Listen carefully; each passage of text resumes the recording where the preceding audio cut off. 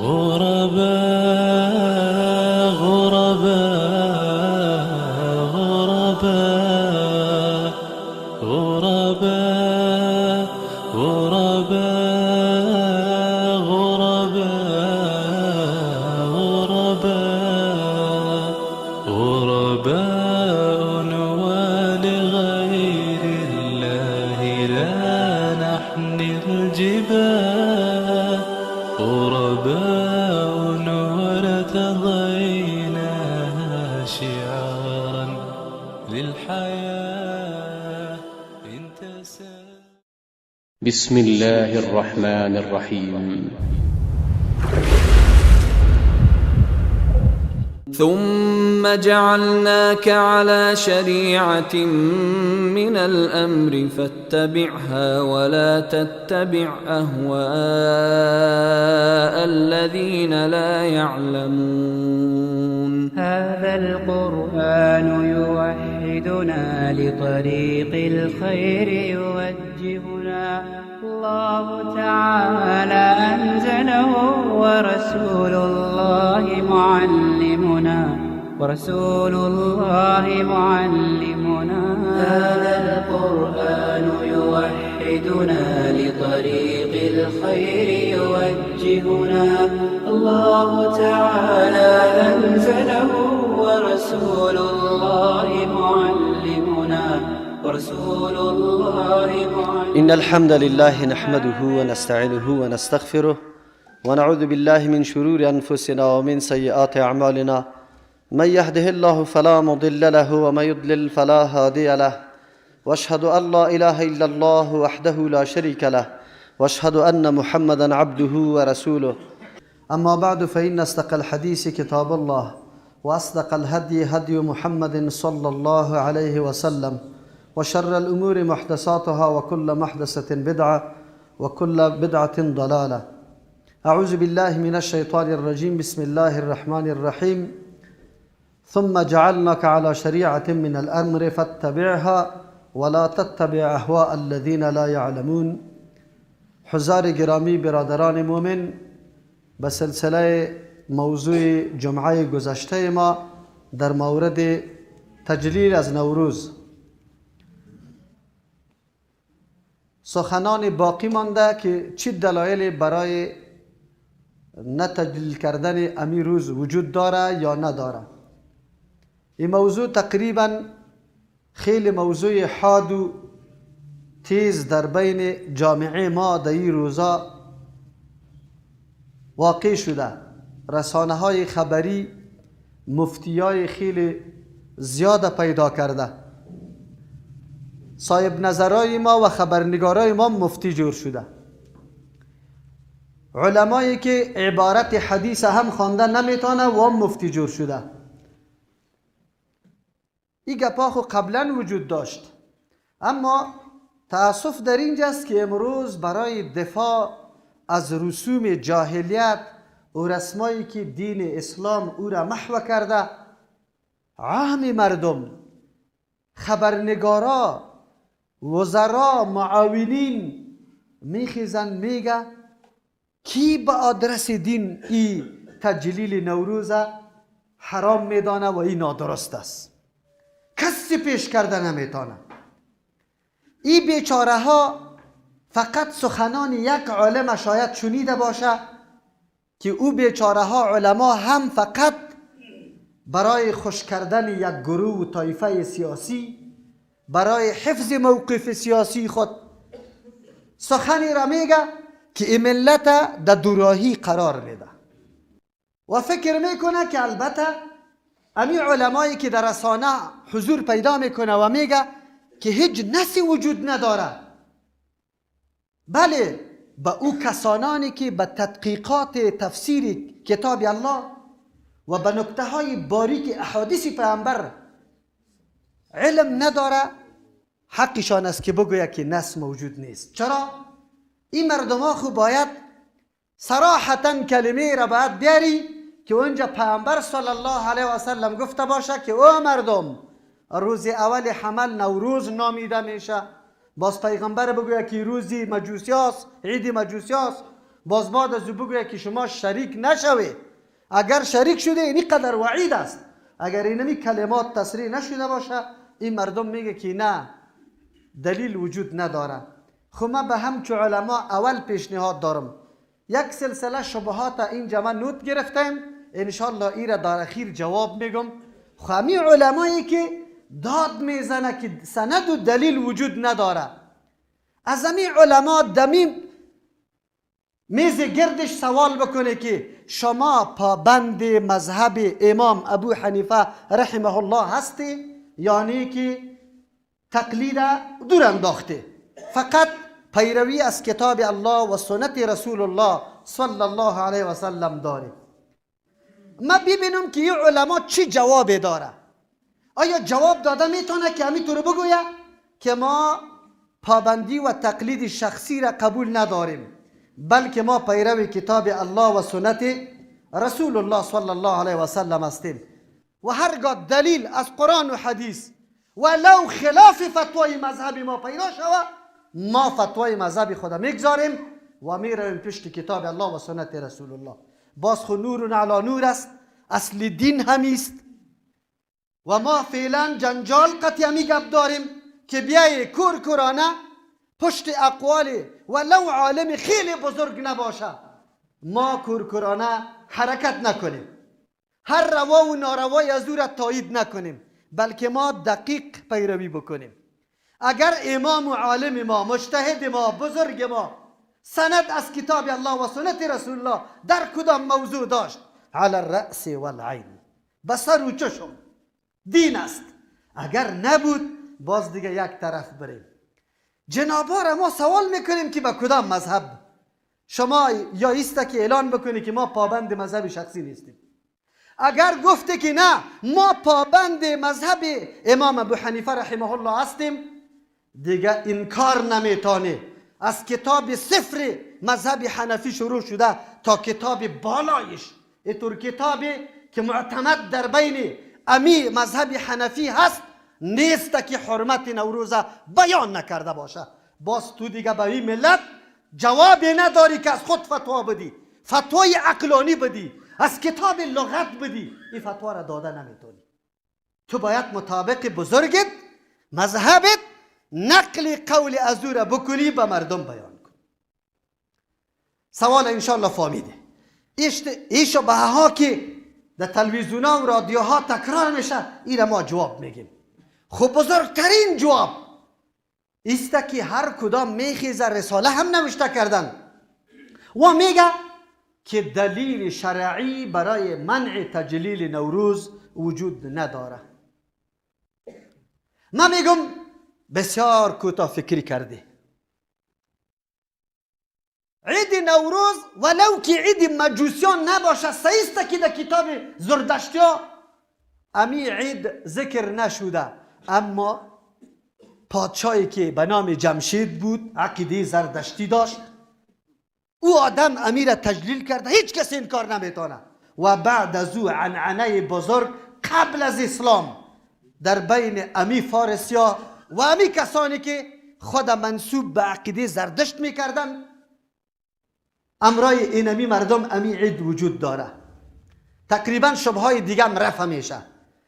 این عید یا خوشوقتی در این روز از جمله عیدای جاهلیت است. اسلام وقتی آمد هیچ عید جاهلیت نگذاشت. حدیث انس ابن مالک رضی الله عنه امی گپ تایید میکنه. لما قدم النبی صلی الله علیه و سلم المدینه، زمانی که در مدینه منوره پیامبر علیه السلام آمد و کان لهم یومان یلعبون فیهما، به اهل مدینه دو روز بود که در او چی میکردن؟ تفریح میکردن، خوشحالی میکردن. پیامبر علیه السلام سوال کرد ما هذان الیومان، این دو روز کدام روز است؟ و قالوا گفتن کنا نلعب فیهما فی الجاهلیت، این دو روز روزایی بود که ما خوشی میگرفتیم، ساتیری میکردیم، تفریح میکردیم در زمان جاهلیت. پیامبر علیه السلام فرمود در یک روایت ان الله ابدلکم بهما خیرا منهما آمده، در یک روایت اینطور آمده قد ابدلکم الله بهما خیرا منهما، یوم الاضحى و یوم الفطر. عوض داده الله متعال برای شما در عوض 2 روزی که در روزای در زمان جاهلیت خوشی میکرده، عوضش الله براتان داده. حالی او مراسم گرفته نمیشه، او یو روز عید قربان و روز عید فطر است. پیشم براتان گفته بودم در بعض شراح حدیث، هر قدر شرح کننده های حدیث کلشان ایره نوشته میکنه که یوم نیروز و مهرجان است. نه میرویم امی گپ شراح حدیث هم از خاطر تو مناسب او طرف مندازیم و ایره روز نوروز نمیگیریم، روز جاهلیت میگیریم. ایره خود تو انکار کرده نمیتونی. روز خوشی است که در ایام جاهلیت امو مردم جشن گرفته. تو برای ثابت بکو که بعد از امی قول پیامبر علیه السلام در حالی که اهل مدینه موجود بودن امو روزی خدا باز تجلیل کرده باشه. من ارمی فهمی صحابه میدانستن که پیامبر برای ما این درس داد که در عوض روزای خرافاتی، روزایی که جاهلی بود، اساس و منبع برای خوشی نداشت، مفهوم خوشی درش موجود نبود، او روزا تبدیل شد به روزایی که واقعا خوشی است، حقیقتا خوشی است، انگیزی خوشی داره. کدام روز؟ روز عید قربان و روز عید فطر، زمانی که یک فریضه بزرگ الله متعال از 5 بنای اسلام، 3م بنا رمضان، توسط تمام بندگان الله متعال در گوشه گوشه زمین تکمیل شده، روزه گرفته شده و موقعی است که واقعا الله متعال اجیر خود مزد بده. امر کده با کدام رونق ما روزه تجلیل میکنیم؟ آتش بازی است، گودی پرانی است، میله است، ساز و سرود است، اختلاط مرد و زن است، دکوها برآمدن است، زدن و کندن است، مسابقات نعوذ بالله رقص و موسیقی است. کلا قطعا نه. ای مومن، اگر تو واقعا مومن هستی یک دفعه نظر بی که تو بشناسی که روزی خوشی کدام میگم. روزی که سری تو ضرور است با مجردی که روز عید شامل میشه، از شام به بعد تکبیر شروع میکنی، بلکه از صبح نماز صبح روز عرفه تکبیرات تشریقت شروع است.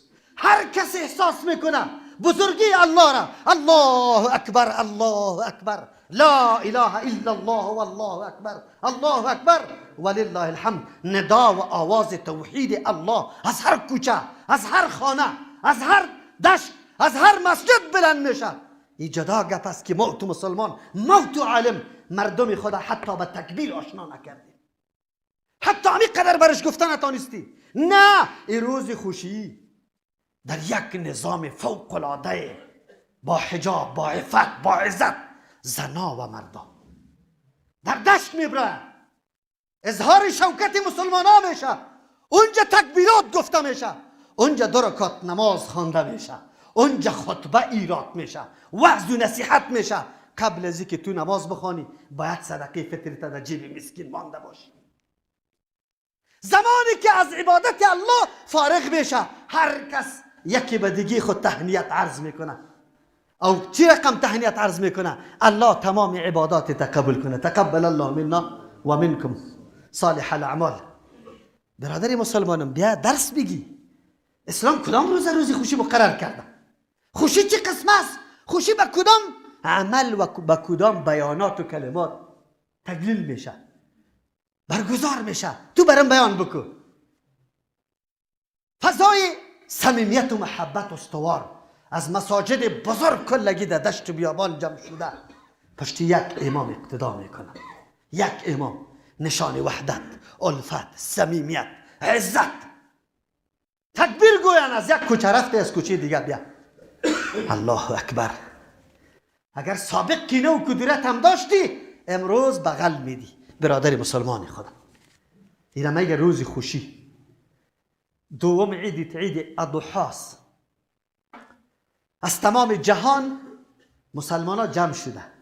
نژاد مختلف، زبان مختلف، رنگ مختلف، جغرافی مختلف، لهجه مختلف، کلگی در یک مرکز توحید الله جمع شده، پشت یک امام کلگی اقتدا میکنه. رنگا، تمیزا و تفاوتایی که غیر از عقیده است اینا کلش او طرف میده میکنه در یک صف واحد. حتی یکی به دیگه سختر شانه را بند نمیکنه، اگر بندم شوه عفوا گفته صدا میکنه. تو میبینی که روز درس امنیت به جهان میده که اسلام دینی است که تابعدارای خدا به امچو امنیت، به امچو صمیمیت، به امچو اتحاد دعوت میده. فریضه بزرگ اسلام پنجم بنا حج، مراسم تاریخی یاد بودی پدر پیغمبرا ابراهیم خلیل الله و اولادش که نشان نمایندگی واقعی بندگی الله را میکنه تازه میکنه، درس میگیره. در اونجا هم هر کدام، هر زن و مرد، خرد و کلان، پاچا و گدا در یک لباس، یک قسم لباس، ایره مردم مساوات میگن.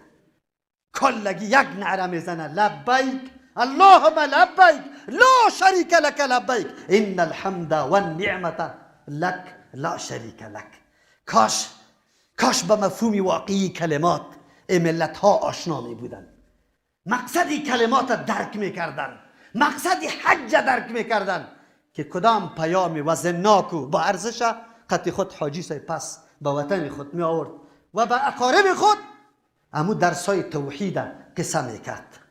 خود تو عالم حاجی خود هم به ای گپا نفهماندی، بلکه درس تفرقه دادی. برش گفتی در مذهب ما جمع در بین صلاتین اوجا وجود نداره، نماز خود قصر نکو. و جناب مولی صاحب کدام درس به ملت خود دادی؟ آلی هم درس بده، بگو بالکل نوروز جایز است. شما دین روز شاید در بازار رفته باشی آنی، شهدای صالحین، کارتی سکی، باغی زنانه و چی میگه دیگه، باغی بالا.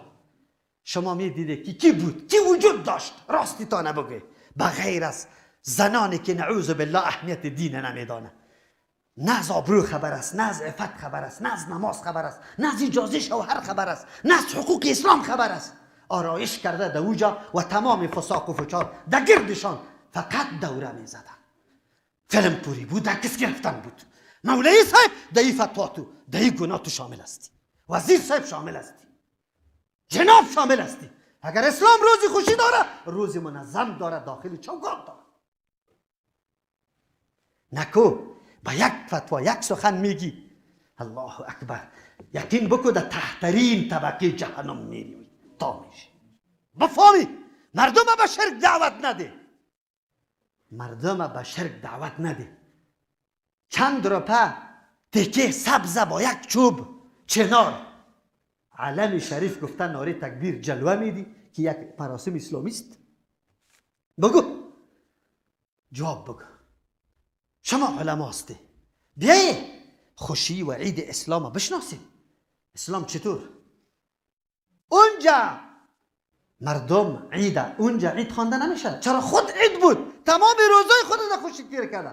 آخرین وداره با یک مرکز اسلامی مسلمانای جهان میکنه، در حالت گریان، در حالت ترس، یک تک شوق و اشتیاق پورا همینطور پر کرده باشه، دعا کرده رو ایسته، پس میگرده به وطن خود. این جدا مسئله است که تو ملا امی حاجی تا نفهماندی که او حاجی صاحب پس که آمدی خود این دو جور نکنی، نعوذ بالله حرکت این دعا و تقلید اون دعا را نکنی که گلاه در گردن میدم داخته شود. مردم برای پذیرایی با موترهای لکس برود. نه کارهای شرک نکو که در دم روی گو کشته شود.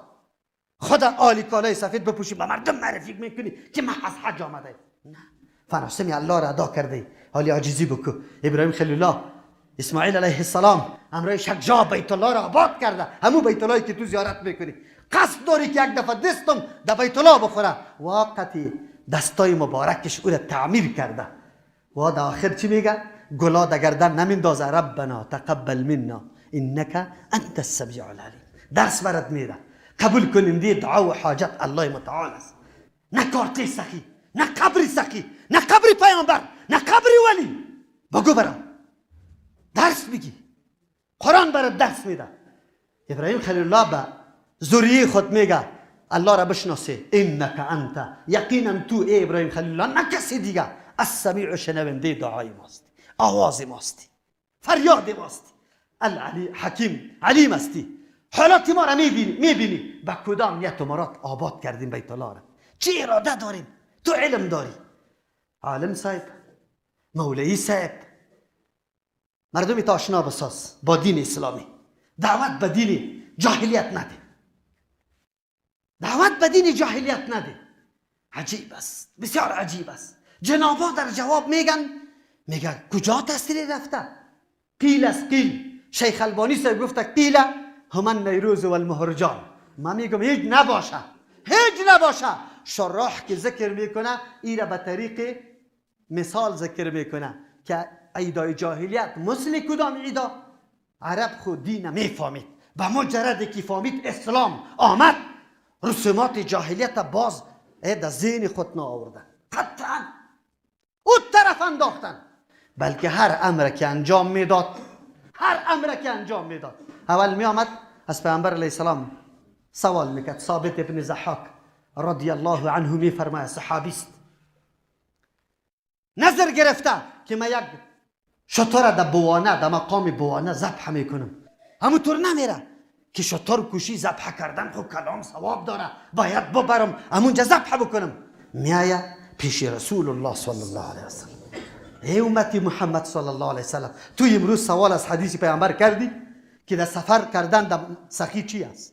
تو امروز از حدیث پیامبر سوال کردی که گل انداختن در سر قبر چی است؟ تو امروز از حدیث پیامبر سوال کردی که بیرق بالا کردن سر قبر چی است؟ تو امروز از حدیث پیامبر سوال کردی که رخت انداختن سر قبر چی است؟ تو امروز از حدیث پیامبر سوال کردی که نعره تکبیر گفتن در وقت این علم مبارک میگی این برکت از کجا آمده؟ سوال کردی؟ تو از حدیث پیامبر سوال کردی که طریقه زیارت تنها خاص به نوروز است؟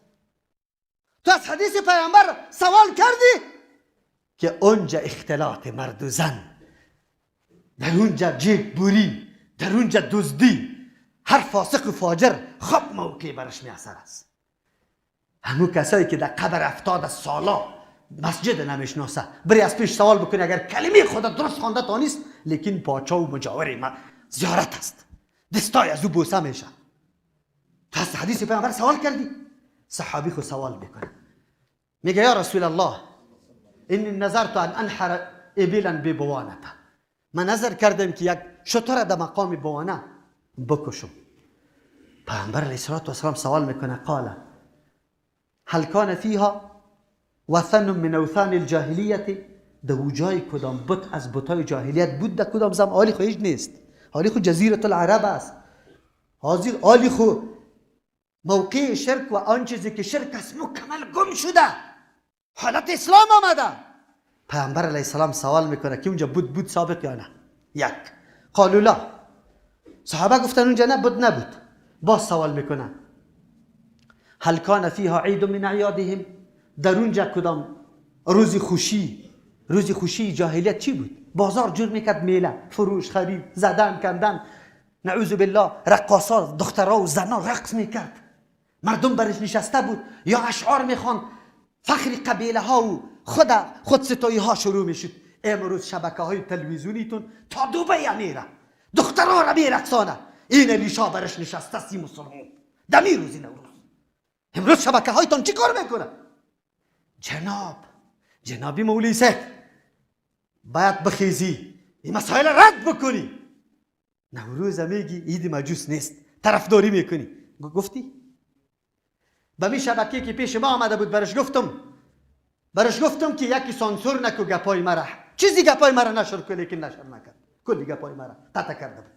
او جایی که خب نیش داشت امور قطع کرده بود. ما سخت از پیشش خفستم، امانت خیانت کرده، شرط ختم گذاشته بود، تعهد ختم کرده بود. اما امروز چرای طور میشه؟ سوال کردیم از پیامبر علیه السلام، صحابی خود سوال میکنه پیامبر چرا میگه؟ قالوا لا، گفتن نه گپا نبود.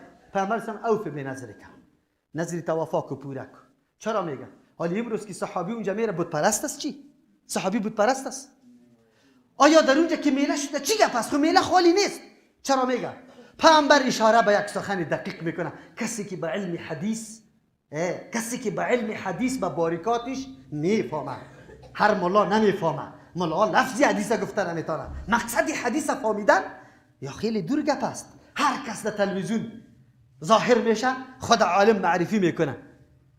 برش بگوی دوره کجا کردی؟ حدیث دا کجا خواندی؟ چه قسم خواندی؟ چرا پیامبر میگه؟ به خاطر که اگر اونجا جای بت می بود، یک عید از اعیادش می بود، مردم این نفر میدید که اونجا برد شتر کشت، اهل دیگه مردم چی میکرد؟ تقلید از او آدم. یا تلاش میکردن که همونجا ببره چی بکنه؟ ذبح بکنه. زمانی که پیامبر صلی الله علیه و سلم ذبح کردن شتر در یک موقعی که فعلا نه عید است نه میله است هیچ چیزی هم نیست، امور سوال میکنه و منع میکنه آیا کسی که عین عید کفاره، عین عید جاهلیت، عین مراسمشه، عین همو بلکه از او کنه بالاتر و زیادتر، اگر مجوس خود مجوس نه مجوسیا کسایی که تابع دین بود اگر ایره جشن گرفتن خروز خوشی و بهار به نام روز بهار برای خود جشن گرفتن، خود تو مسلمان صبغه و رنگ دینی هم برش دادی؟ ندادی؟ در می روزا در سر قبرها نگشتی؟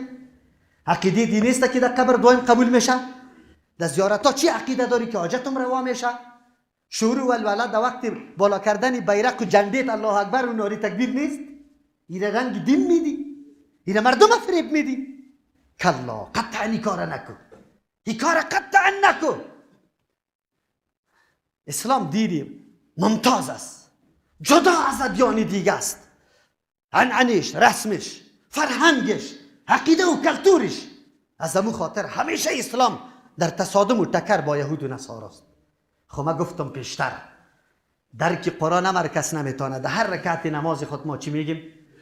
بعد از اینکه صفات الله را وسیله میکنیم الحمدلله رب العالمین الرحمن الرحیم مالک یوم الدین، طریقه دعا را قرآن بر ما یاد میده، الله بر ما یاد میده، وسیله کردیم صفات الله را. بعد از او عاجزی خود وسیله میکنیم ایاک نعبد و ایاک نستعین.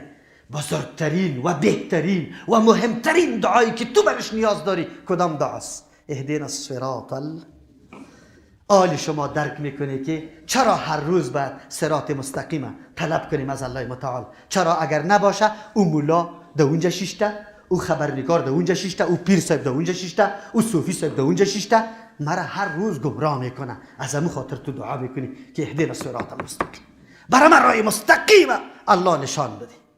صراط الذین انعمت علیهم، راه کسانی که تو سرشان انعام کرده ای. آدرس برات قرآن کریم میده، تو همراه کسان همراه باش که و منعم علیهم است، الله سرشان انعام کرده. تشریح سوره نساء میکنه اعوذ بالله من الشیطان الرجیم و من یطع الله و الرسول، کسی که اطاعت الله و اطاعت کی میکنه؟ رسول الله. این امتیاز که به این 4 طایفه حاصل شده که الله سرش انعام میکنه برای 2 صفت ممتاز دارن. صفت ممتازش اطاعت به نظام الله، نظام دیگر قطع خود نظام جور نکده، نه دموکراسی ده، نه یهودیت، نه نصرانیت، نه مجوسیت، نه جاهلیت، نه کدام گروه دیگره، نه هندویزم، هیچ کدامشه، نه فارسیزم، نه پشتویزم، نه تاجیکیزم، نه ازبکیزم. نظام الله را پذیرفت، به الله تسلیم شده. و رسول اطاعت پیامبر میکنه، عبادت خدا، زندگی خدا، مراسم خوشی خدا، غم خدا کلش به منهجی کی؟ رسول الله صلی الله علیه و سلم پیش میبرد. تو سوال کردی که رسول الله، برای رسول الله خدا وقتش نوروزی گپا فارسی ها فتح نشده بود، ایران فتح نشده بود، عمر رضی الله عنه فتح کرد. پس از او عثمان آمد. برو نزدیکترین دوست اهل تشیع علی رضی الله عنه خلافت داشت. یک کسی برای من ثابت بکنه که علی رضی الله عنه نوروز تجلیل کرد من حیث عید بهار، برام بکش. نه، آورده شد به علی رضی الله عنه، آورده شد. بیهقی رحمه الله نقل میکنه به علی رضی الله عنه آورده شد هدیه.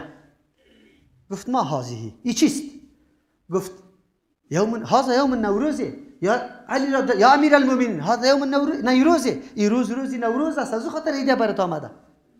علی را چی میگه؟ اصنعوا کل یوم فیروزا، هر روز شما کامیابی روزی کامیابی کنی. هر روز نو نیست، هر روز بر ما نو نمیشه، طلوع آفتاب نو نمیشه، شب تاریکی از بین رفته. تو از کجا تخصیصی از زیرا کردی که سال تبدیل شده؟ کدام سال؟ ای مولا، ای جناب عالم، تو را به الله قسم سال قمری است یا این شمسی؟ کدامش است؟ سال خونجا تبدیل شده. تو برام این را بکش که در زمان خلفا، زمانی که عمر رضی الله عنه تاریخ مقرر میکرد، آیا هجری شمسی موجود داشت؟ تاریخ از هجرت اصلا جفا شده بایی که این نامش هجری مانده، اصلا هجری مجری نباشه.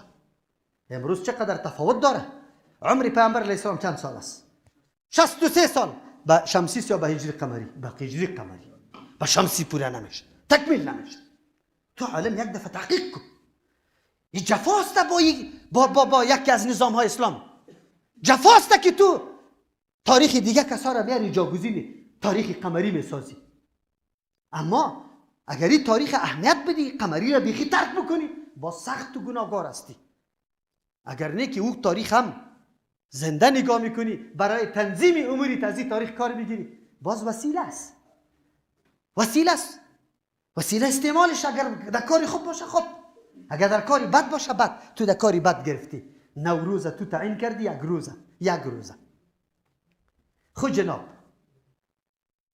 چی کنیم مالی؟ من عملهم کیست؟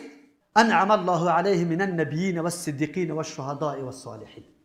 کسی که اطاعت الله و رسول الله را میکنه، اینمی مردم هاست که الله سرش انعام کرده. نبیین، دعوتگرای دین، صدیقین که توحید کرده، سخن پیغمبر در اول مرحله چیم چرا نکرده، شهدا که فداکاری از همین دعوت کرده، صالحین که نمونه زندگی واقعی پیامبر تا روز قیامت نگاه میکنه، ولو به قربانی جان و فدا کردن خودش باشه.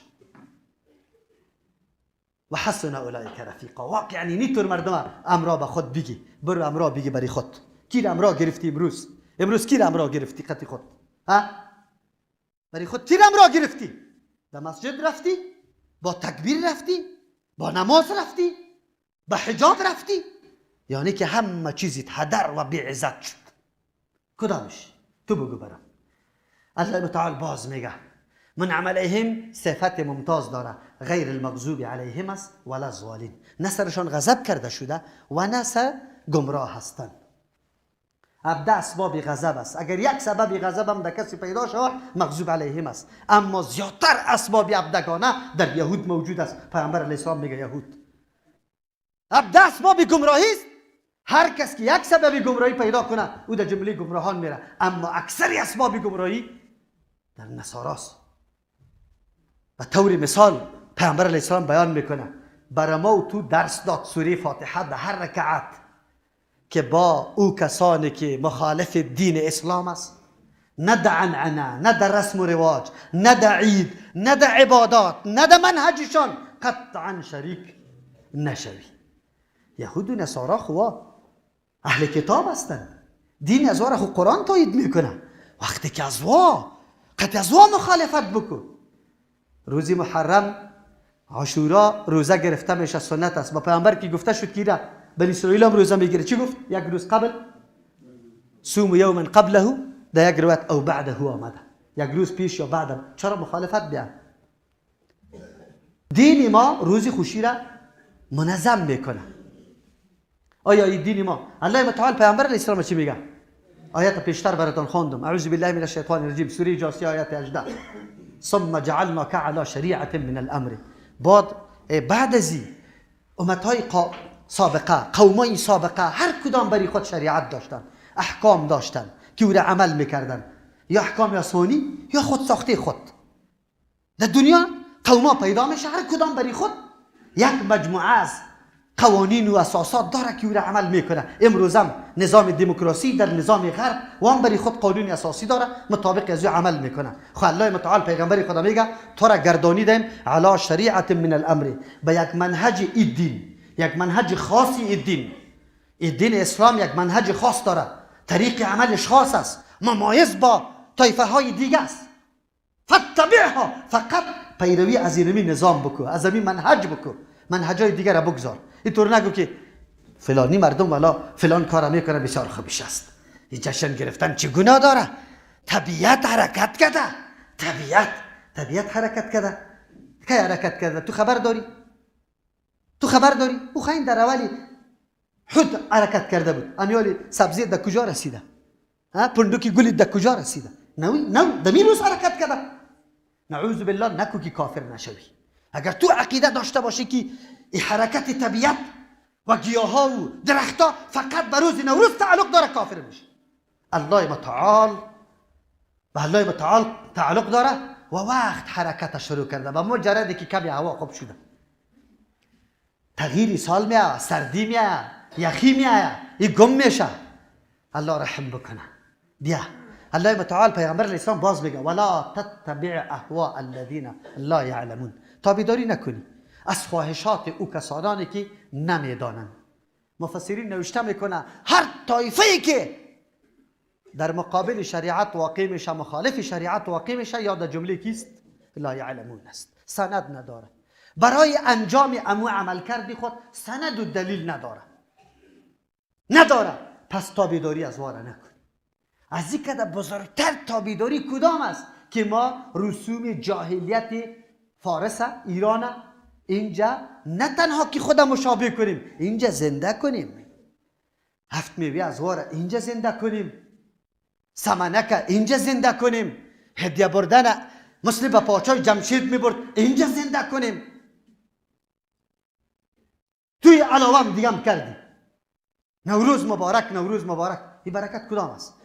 آیا در مجموعه کتابای اسلامی به نام نوروز مبارک چیزی را پیدا کرده میتونی؟ خطه اسلامی خو خیلی وسیع بود. امین مجوس هم در زیر تسلط امیر خلیفه اسلام زندگی کرده بود. تو پیدا کرده میتونی؟ جناب بازنوزم میگه که صحابه هیچ وقت این کارا را نکرد، از نوروز نام نبرده. مردم ملامت میکنی که علم نداره، خودت هیچ مطالعه نکردی. عمر رضی الله عنه اجماع صحابه است، کل صحابه موجود بود، شرط گذاشت که غیر مسلمانان دیگه اهل دیانتا زمانی که به حکومت اسلامی تسلیم میشه ایمان نمیاره به اسلام، شرطش است که جزیه بده، شرطش است که مراسم مذهبی خدا، مراسمی که وا انجام میداد او را بیرون انجام نده. قطعا امین مجوس، امین یهود، امین نصارا مشترک امرای مسلمان ها زندگی میکرد. کسی ثابت بکنه که یک مسلمان قطع شریک شده یا امو مسلمان امو قسم عمل انجام داده؟ نه، تو خبر نداری. اگر تو خبر شوی، عبدالله ابن عمر رضی الله عنهما میفرماید من بنا به بلاد الاعاجم، کسی که خانه جور کرد در شهرهای عجم، رفت در وطن عجم متوطن شد، سکونت اختیار کرد. فصنع نیروزهم و مهرجانهم، امرای ازوا جور کرد، انجام داد، امو نوروزشانه، امو مهرجانشانه. یتشبه معهم، که خود مشابه میساز امرای ازا حتی یموت، تا ای که وفات میکنه. و هو کذالک، یادم به می حالت باشه که قد ازوا نوروز و مهرجانه تجلیل کرده رویسته، عظمت و بزرگی داده رویسته. حشر معهم یوم القیامت، قطعی از یاد روز قیامت حشر کرده میشه. این سخن عبدالله ابن عمر رضی الله عنه سپهسالار اسلام و مسلمان است که مصر توسطش فتح شده، حاکم بزرگ مسلمان است. تو بگو چرا؟ این کسی که امثال از اوست، اگر تو اعمال انجام میدی، تو هم روزی از واره تو دیگه هم عزت میدی، تو در کدام حالت میرسی؟ بیا دیگه اونجا میگی غیر المغضوب علیهم ولا الضالین، من عملهم کسانی است که مغایرت با مغضوب علیهم و ضالین داره. اینجا تو مغایرت نه، مشابهت نه، عین اعمال کافر خود انجام میدی. جنابا بیچاره آیت معنا نمیتونه، میگه والذین لا یشهدون زورا، سوره فرقان که الله مدح عباد الرحمن میکنه و بندگان نیک اللهی که در فلاح و کامیابی رسیده، میگه اونجا فقط شیخ قرضاوی صاحب نوشته کرده که مدح بندگان نیک است، منخو نیست. جناب اونجا که مدح بندگان مفلح میکنه عدم حضور در مراسم در اعیادشان است. یکی در جای زور، در جایی که زور انجام داده میشه اونجا نه حاضر شدن است، یکی زور انجام دادن است. تو مولوی سبتالی را میگه پناه فرق نکردی که یکی زور در جای زور حاضر نشودن است. بله مومن بعد اگر او را اینطور نگفته که قصدن اونجا نروه، نه گاهی مومن شانش است، مومن مفلح که هرگاه ناگهان ده همچون مجلس برابر میشه که زور است. زور هر باطل میگه، اگرچه بعضی تابعین بعضی صحابه او را عید ترجمه کرده یا میگه این قولی بعضی است. جناب محترم تفسیر آیت کی میکنه؟ زور هر باطل میگه، ده هر باطل این عید جاهلیت و این رسم جاهلیت هم داخل است. ده ای حاضر شدن اگر ناگهان تیر میشی و اذا مروا بهم بگوی مروا کراما، که تیر میشن به این طور مردم که نمی طور مبتلا به زور هستن همین طور به عزت تیر میشه، حتی توجه برش نمیکنه. خود تو جناب حاضر ده زور نیستی در مجلس زور، تو زور خود انجام میدی. کدام زوره؟ بیرق بالا کردن. کدام زوره؟ هدیه روان کردن. کدام زوره؟ روز تبریک گفتن. کدام زوره؟ جلبی طعام خاص کردن، جلبی و ماهی گرفتن. کدام زوره؟ 7 میوه که اولش سین و شین میایه او را جمع کردن. کدام زوره؟ سفرها برای قبرها کردن. کلش زور نیست؟ از همه کده بالاتر زور اختلاط مرد و زن. از همه کده زور. حکومت برای مراسم اسلامی باید رخصتی بکنه، برای مراسم. یا میگه یه عید نیست، این کس به صبغه دینی نمیبینه. حکومت رخصتی نکده؟ رخصتی برای امر معظم میشه یا امر حقیر؟ خیلی خوب جناب محترم، چی میگه؟ ما میگیم نوروز حرام نیست، یعنی روزی اول حرام حرام نیست. عوام فریبی نکو مولی سید، عوام فریبی نکو، عوام بازی نده. اگر مرد استی از زبانت فتوا بده که بزرگداشت و تجلیل روز نوروز حلال است. بگو نوروز خو روزی طبیعی سال است، او خو حرام نیست، او حرام میشه، او خو یک زمان است الله متعال تعیین کرده به ترتیب آمده رئیس. از تو سوال دارم جناب، بزرگداشت تجلیل چی را میگه؟ عزت دادن، بزرگ داشتن امروز. بزرگ داشتن امری معنوی است، در عقیده تعلق داره. مدنیت و قصد بزرگ بدارم توسط چی معلوم میشه؟ اعمال. کدام عمل؟ کالای نو پوشیدی، غسل کردی، میوه گرفتی، در کوبر آمدی، در جای میله رفتی، به یکی دیگه تبریک گفتی، گل دادی، یعنی بزرگ داشت است. میگه نه، یکی نوروز است، یکی اعمالی که در روز نوروز میشه او گناست. در روز نوروز هم گناست، در روز غیر نوروز هم. بله اعمال گناه را خب تو میگی دزدی، قمار، بگه اختلاط مرد و زن، نعوذ بالله، این گپا کلش حرام است، هر وقت حرام است. اما ما اموری مباحه را برات میگم که در دیگر روزا بالکل مباح است، خود در این روز تو فتوا بده که جایز است. ماهی خریدن دیگر روزا جایز است یا نیست؟ جلبی خریدن، هدیه به کسی دادن، به نامزاد کالا بردن، جایز است. تو مولوی سبینالی بگو که در روز نوروز اگر همین چیزا را خاص میکنه و به این روز میده، این برای چی میده؟ برای چی میده؟ تو برام بگو جواب. برای تعظیم نوروز میده یا نمیده؟ تعظیم نوروز، تجلیل نوروز فتوا بده که حلال است یا حرام. و زنگ برش بزنی، به می علما زنگ بزنی، بگو تجلیل یکی نوروز است، روزی نوروز مرا فریب نده، فقط تجلیل نوروز برام بگو که چطور است. یک آیت سوره فاتحه را براتون گفتم که ما را دعوت به سوی ازی میده که ما مخالفت غیر اسلام، فرقه هایی که غیر اسلام است، از کلش مخالفت بکنیم در تمام اموریشان، خصوصا آن چیزی که تمیزی امو قوم توسط او چیز میشه. و کدام است؟ ایدا از جمله روزهایی می باشه که هر قوم با خود چی میسازه؟ خاص میسازه. عایشه رضی الله عنها نمیفرماید زمانی که دخترکا چی میکرد؟ در روز عید دف میزدن، اشعار گفته روی بود، پیامبر علیه السلام موجود بود، ابوبکر رضی الله عنه داخل شد، گفت اوه مزمار شیطان توله شیطان ده اینجا در خانه پیامبر علیه السلام چی میگه؟ دعهما یا ابابکر ان لكل قوم عید و هذا عیدنا. هر قوم برای خود روز ممتاز برای خوشی داره. هر قوم. برای من نشان بده که کدام روز دیگر امی فارسیا داره، امی مجوس کدام روز دیگر داره. ها؟ بله یک روز داره که عمر رضی الله عنه کسی شهید کرده، قبر از او را که مراسم میگیره بلولو را اونو را داره، دیگر روز نداره. این همی عید است. پیامبر میگه هذا عیدنا، این عید ماست، عید مسلمانان ممتاز است. کدام عید بود؟ روز عید بود، دیگه عید نیست. قطعا در اسلام دیگه عید نیست. مولوی صاحب چرا این نصوص شما هیچ توجه برش نمیکنید؟ غافل هستید. چی میکنید؟ دستاویز برای مردم میده. ما خو میفهمیم که اگر یونسکو این روز جهانی معرفی میکنه، اگر یک جناب دیگه از او طرف میاد که عید باستانی ماست، تاریخ کهن ماست، این هویت فرهنگی ماست، ما هویت و فرهنگی و بگوی تاریخ های کهن کلش زیر پای میکنیم، کلمه لا اله الا الله را در سرش بالا میکنیم. او این تقاضای اسلام است، تقاضای ایمان است. اگر او طور باشه که کهن، نه. از روز نوروز کده بتا بودا چریش همهش و خیلی چی هسته؟ بگوی تاریخ کهن داره. وارا نگاه کن. اگر تو طور میکنی تو آریاییستی. آریایی بود. با کی سجده میکردی؟ بگوی با بت سجده میکردی. حالا با بت سجده کن، بگوی تاریخی کهنیت است. جناب تو مسلمان شدی که با اسلام خود الاسلام یجب ما قبله، کل چیز ختم کرد. نکو مردم فریب نده، فتوای غلط نده. و جنابی وزیر صاحب و جنابی صاحب نظر صاحب خود میگه من علم ندارم ولا فتوا دادن. باز چی میگه؟ هیچ نسی وجود نداره. تو نس شناخته ای، نس میشناسی؟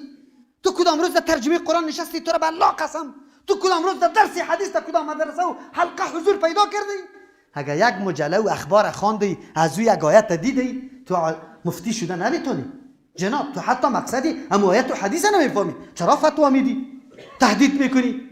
دیگه شب بگذار که آل علما را متهم کردن که یا جاسوس است و حرام پنداشتن عید نوروز توسط بیرونی حلقه های جاسوسی انجام داده میشه. علما فقط یک گپش باقی مونده بود، خیر و خلاص، که مردم به نظر احترام و بزرگی به علما سعی میکرد سخنانش من حیث سخن دین میپذیرفت. امروز از طرف حکومت این تاپه و این مهر سر علما زده میشه که یا از حلقه هاست. خیلی خوب، ما قطعت بپذیرم من میگپه. جناب باز دیگه از گپی تو لازم میشه که هر قدر دیگه مذاهب بگذار، تو حنفیستی، هر قدر علمای مذهب حنفی که در کتابای خود نوروز تحریم کرده کلشان چیست؟ نوکرای جاسوسای بیرونیسته. از گپی تو ای لازم میشه. تو یک دفعه فکر بکن از دهن چی میبره چی میگی. نکو در مسائل دین مداخله نکو، به خاطری که بس اوقات سخنی از دهنی میبره که منجر به کفرت میشه، زنت طلاق میشه، اعمال نیکت برباد میشه، حکم مرتد سرت میشه. احتیاط بکن. در مسائل دین جستجو از علما بکن. فقط او چیزی که خودت میگی بگو که روز کهن است و یه طور است و گپای ما کار نداریم. تو بگو خو حکم شریعت چیست. مردم همیشه از حکم شریعت سوال میکنن. خود در فتوا دادن حکم شرعی مداخله نکن. گپا باقی مونده. دلایل، دو قسم دلایل برای تحریم روز تجلیل کردن روز نوروز داریم، دلایل عمومی، دلایل خصوصی. ما فقط امروز اکتفا به این میکنم، وقت ما پور است. الله متعال ما را توفیق بده که ما درک حقیقت بکنیم و دنبال روی کورکورانه نباشیم. هر سخن به سند بشنویم، دلیل بشنویم. گپای عقلی و هوایی کدام هیچ اعتباری نداره. ما باید سند داشته باشیم از دین. بارك الله لنا ولكم في القرآن العظيم ونفعنا وإياكم بالآيات والذكر الحكيم. أستغفر الله لي ولكم ولسائر المسلمين فاستغفروه إنه هو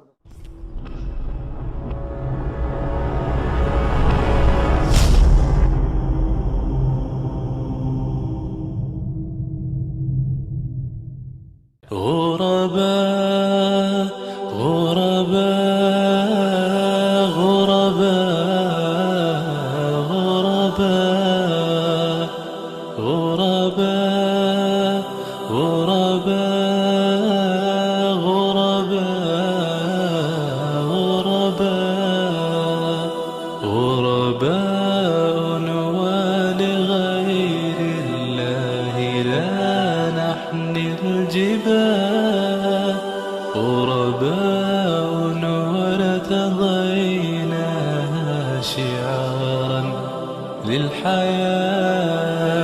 إن تسل عنا فإنا لا نبالي بالطغاة. نحن جند الله دوما دربنا